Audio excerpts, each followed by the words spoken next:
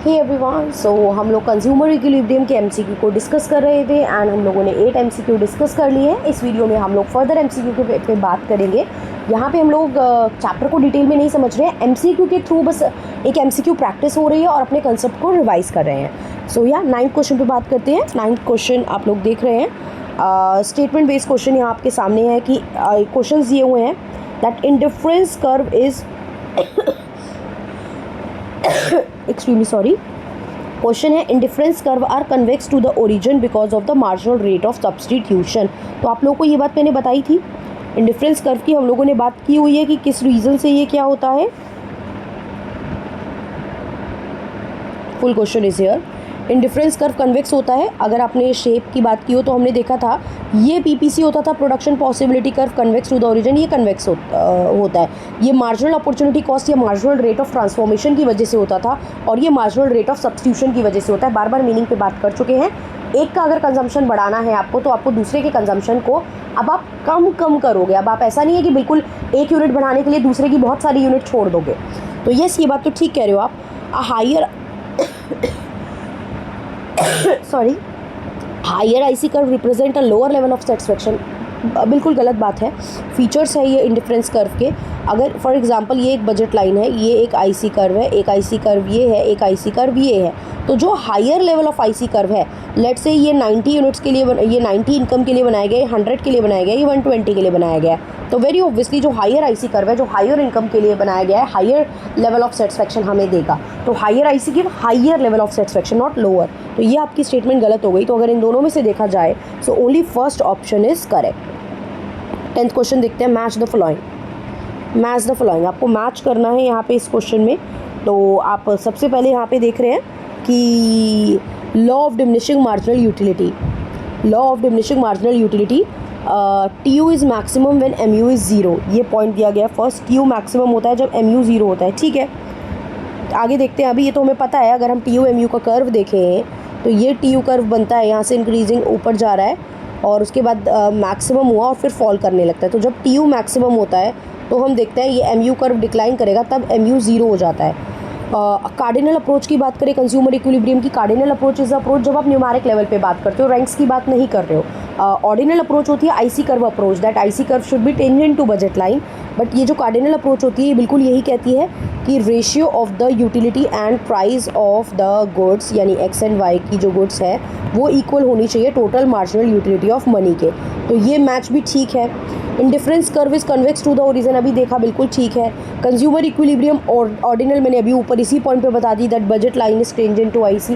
तो इसका मतलब ये सब करेक्ट मैच है। जो स्टेटमेंट लिखी है करेक्ट है। ऐसा नहीं है कि कुछ क्रॉस वेरीफाई आपको ए का बी, ए का 3, सी का 2 है, नहीं, ये सारे सही मैच है। तो ये आंसर हो जाएगा इसका फर्स्ट। क्लियर? कोई भी डाउट, कोई भी कन्फ्यूज़न है तो आप लोग मुझे व्हाट्सएप पे टेक्स्ट करके पूछ लेना, अगर किसी पॉइंट में, किसी वर्ड में, किसी क्वेश्चन में डाउट लग रहा है तो। The assumption of constant marginal utility of money is related to.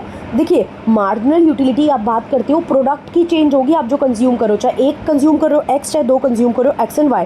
तो आपकी मार्जिनल यूटिलिटी जो है वो प्रोडक्ट की चेंज होती है। और मार्जिनल यूटिलिटी कौन सी अप्रोच से रिलेटेड है?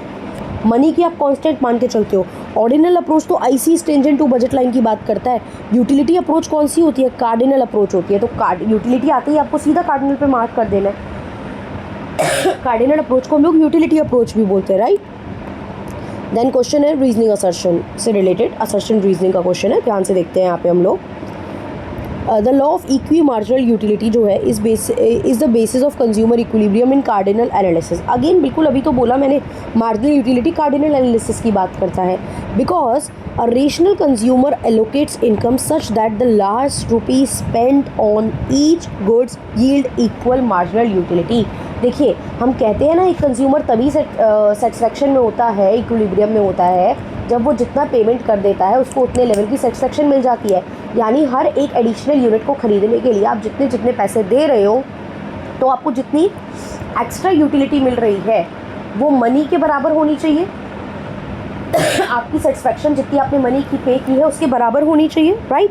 तो बिल्कुल ये बात ठीक है कि वो लास्ट तक ये जो पैसे खर्च कर रहा है वो ये देखता है कि जो सेटिस्फेक्शन आनी चाहिए वो इक्वल आनी चाहिए, मार्जिनल यूटिलिटी बराबर बराबर मिले हर एडिशनल यूनिट से।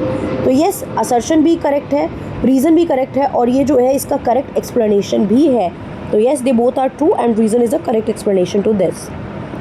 स्लोप ऑफ आईसी कर्व को क्या बोलते हैं? बहुत ज़्यादा टाइम नहीं लगाऊंगी, मीनिंग मैं मल्टीपल टाइम बता चुकी हूँ। आई होप अब तक आप लोगों के माइंड में भी आंसर आ गया होगा। The answer is marginal rate of substitution. Next, the main difference between the cardinal and ordinal approach. Cardinal is utility approach, this is IC approach. तो cardinal measure utility, ordinal measure rank। बिल्कुल, cardinal में money constant रहती है, ordinal में ऐसा कोई concept नहीं है, ये भी ठीक है, ये बात भी आप ठीक बोल रहे हो। Cardinal equilibrium condition is this, MUX PX MUY PY। Ordinal में ये बात करते हो marginal rate of substitution of two goods is the slope of price of X and Y, क्योंकि बजट लाइन की बात करते हो ना, ये PX upon PY is also known as the slope of budget line, right. And हमारी ordinal approach कहती है ये है कि IC curve is tangent to budget line. ये जहाँ पे भी आपका ये बजट लाइन है, दिस इज IC कर्व, तो जहाँ पे ये IC कर्व बजट लाइन को टच कर देता है वो पॉइंट ऑफ इक्विलिब्रियम हो जाता है। इट मीन्स वो हमारे बजट में भी है कॉम्बिनेशन, और उतना हम X और Y को कंज्यूम कर रहे हैं, तो हमें सबसे मैक्सिमम सेटिस्फेक्शन मिलेगी। नेक्स्ट, कार्डिनल अप्रोच यूटिलिटी को देखता है, राइट। कार्डिनल अप्रोच यूटिलिटी को देखता है, बिल्कुल राइट। आगे देखेंगे, ऑर्डिनल अप्रोच यूटिलिटी को रैंकिंग से देखता है, राइट। इक्विलिब्रियम में इक्वेशन ये है, ये तो सेम ही क्वेश्चन रिपीट हो गया, ठीक है, ये आंसर है, इसमें कोई डाउट ही नहीं होना चाहिए। थोड़ा सा न्यूमेरिकल बेस्ड क्वेश्चन अब आपका यहाँ पे आ गया, ध्यान से देखेंगे। MUX इतना है, प्राइस इतना है, MUY इतना है, प्राइस इतना है, मार्जिनल यूटिलिटी ऑफ मनी इतनी है। क्या कंज्यूमर इक्विलिब्रियम है? ध्यान से देखेंगे, इक्विलिब्रियम की कंडीशन क्या होती है? MUX upon PX MUY upon PY is equals to MUM, marginal utility of money. तो MUX 20, price of X 4 equal MU of Y 12, price of Y is 3 equals to 5। तो 4 5 ज़ा 20, ये तो 5 होता है, लेकिन ये तो 3 4 ज़ा 12 है, ये तो इसके इक्वल आ ही नहीं रहा, ये भी 5 आना चाहिए, यहाँ 15 होना चाहिए था, तब मेरा ये इक्विलिब्रियम हो जाता। तो क्या कंज्यूमर इक्विलिब्रियम में है? The answer is no, consumer equilibrium में नहीं है, उसको अभी X की और कमोडिटीज़ जो है उसको ख़रीदनी चाहिए। क्लियर? ताकि उसको X से ज़्यादा सेटिस्फेक्शन मिले। According to cardinal approach TU is maximum when, answer तुरंत आ गया होगा, बहुत ज़्यादा टाइम ही नहीं लगाना है। टोटल यूटिलिटी मैक्सिमम कब होती है? जब MU 0 है। टोटल यूटिलिटी रेट से 18 और फिर 18, तो माइनस करोगे तो 0 आता है ना, तो TU 2 लेवल ऑफ आउटपुट पे सेम रहता है, मैक्सिमम रहता है, तो वो मैक्सिमम है, तो इसका मतलब मार्जिनल यूटिलिटी 0 हो जाती है। Next question, MU decreases with every additional unit consume. MU decrease होता रहता है जैसे जैसे आप एक्स्ट्रा खरीदते हो, ये बात तो सही है। Utility keeps on decline, utility जो है वो डिक्लाइन करती है। Consumer equilibrium occur when last rupees spend on each commodity gives equal MU। ये स्टेटमेंट मैंने आपको ऊपर बताई है। देखिए, टॉपिक वही है, चैप्टर वही है, तो क्वेश्चंस तो वही बनेंगे, बट मैं मल्टीपल तरीके से कवर करने की कोशिश कर रही हूँ। डायरेक्टली वो क्वेश्चन कैसे आ सकता है, रीजनिंग असर्शन में वो क्वेश्चन कैसे आ सकता है, स्टेटमेंट बेस में वो कैसे आ सकता है। तो इन दिस केस ये दोनों स्टेटमेंट करेक्ट है। स्टिल आपको कोई कन्फ्यूज़न डाउट हो तो आप प्लीज़ मुझे व्हाट्सएप पे टेक्स्ट करके अपना डाउट, अपना पॉइंट्स, अपना जो भी कन्फ्यूज़न है वो क्लियर कर लीजिएगा। If the budget line shift parallel to the right it represent, अगर बजट लाइन पैरेलली शिफ्ट कर रही है टू द राइट में, पूरी बजट लाइन शिफ्ट कर रही है, वो ये कह रहा है, ये हो गया मान लो तो इसका सिंपल मतलब है आपकी इनकम बढ़ गई ना। अगर आपकी बजट लाइन यहाँ से यहाँ चली गई तो बढ़ गई, पीछे आ गई, इसका मतलब आपकी इनकम कम हो गई, तो इसका मतलब है increase in income of the consumer, not very complicated one. Consumer का प्राइस इतना है, X का, Y का, MRX कितना होना चाहिए? आपको पता है MRS XY क्या होता है? Is equals to PX upon PY। तो P is 5, this is 10, cancel करोगे 1/2, कैंसिल करोगे तो आ जाएगा 0.5। क्लियर? तो ये स्लोप कितना आ गया? 0.5। नेक्स्ट देखते हैं, cardinal approach was given by, factual question, इसमें टाइम ही नहीं लगाना है। कार्डिनल अप्रोच जो है दैट इज़ यूटिलिटी अप्रोच की कंज्यूमर को मैक्सिमम सेटिस्फेक्शन मिलती है जब सॉरी प्राइस यूटिलिटी के बराबर हो। तो ये अप्रोच किसने दी है? एल्फ्रेड मार्शल ने। Next, ordinal approach was given by, ordinal approach किसने दी है? हिक्सन एलन ने। अभी याद कर लो ये चीज़, तो अगर फैक्चुअल क्वेश्चन आता है तो अगेन एक कंसेप्ट बेस्ड क्वेश्चन, कंज्यूमर का बजट जो है 100 रुपये, उसकी इनकम इतनी है, एक्स का प्राइस इतना है, वाई का प्राइस इतना है। कंज्यूमर एक ऐसे पॉइंट पे है जहाँ आईसी टेंजेंट है बजट लाइन के और एमआरएस एक्स वाई इतना है। क्या कंज्यूमर इक्विलिब्रियम में है? एमआरएस एक्स वाई के क्या होता है? P X upon P Y. तो P X upon P Y आपने निकाला था 10/20, तो कैंसिल करोगे 1/2, अगेन 0.5 आएगा। ये उसने बता रखा है आपको, राइट? ये उसने आपको बता रखा है। तो इस केस में क्या हो जाएगा आपका, कंज्यूमर इक्विलिब्रियम में होगा या नहीं? तो यस, बिल्कुल कंज्यूमर यहाँ पे इक्विलिब्रियम में होगा, बिकॉज आप अपने पॉसिबल कॉम्बिनेशन से यहाँ पे चीज़ें क्या कर सकते हो, कंज्यूम कर सकते हो। स्लोप बेस्ड क्वेश्चन से भी आपको वो वैल्यू फाइंड आउट करने के लिए दे सकता है, तो थोड़ा सा ये चीज़ आपको ध्यान रखनी है, ठीक है? चलिए आगे बढ़ते हैं 24 क्वेश्चन पे। 30 क्वेश्चन है, जल्दी से ख़त्म कर लेते हैं। विच of the following statement is true? इसमें से कौन सी स्टेटमेंट जो है वो सही है, आपको बताना है सही कौन सी है। कार्डिनल अप्रोच में यूटिल्स ऑर्डिनल में रैंकिंग आती है, बिल्कुल।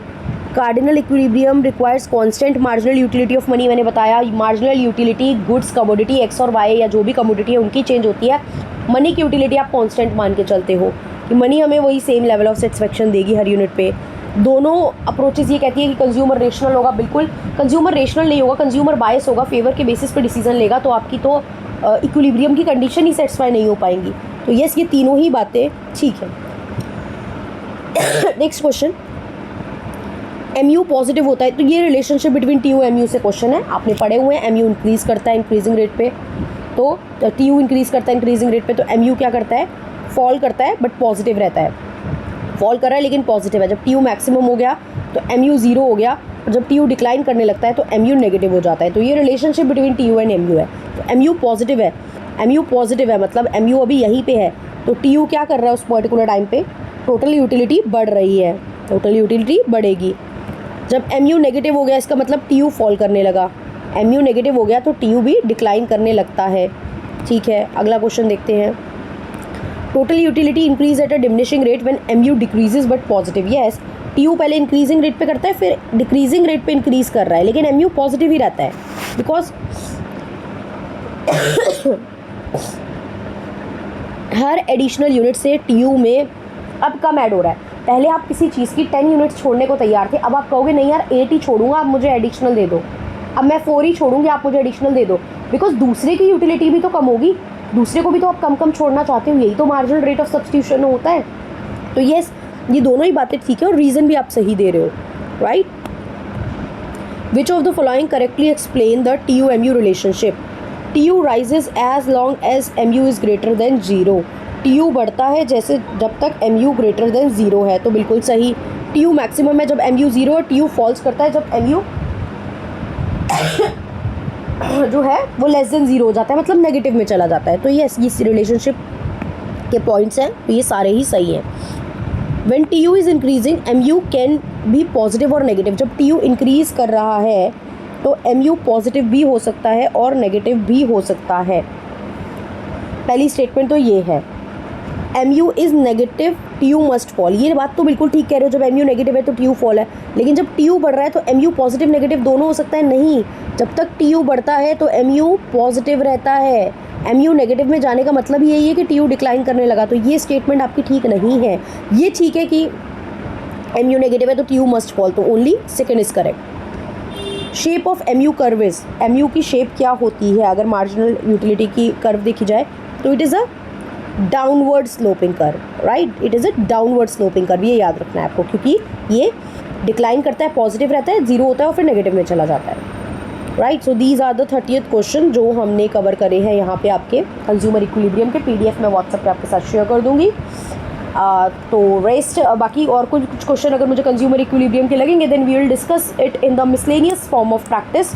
बट अभी के लिए हमने इंट्रोडक्शन टू इकोनॉमिक्स कवर कर लिया है, राइट। हम कुछ चैप्टर के इसी तरीके से चैप्टर वाइज अभी MCQ कवर कर लेते हैं और देन फिर मिसलेनियस फॉर्म में कंबाइंड चैप्टर या मॉक टेस्ट या मॉक रिवीजन फॉर्म में मैं आपको MCQ दे दूँगी एग्जाम से पहले, क्योंकि देखिए MCQ लास्ट मोमेंट रिवीजन ही होती है।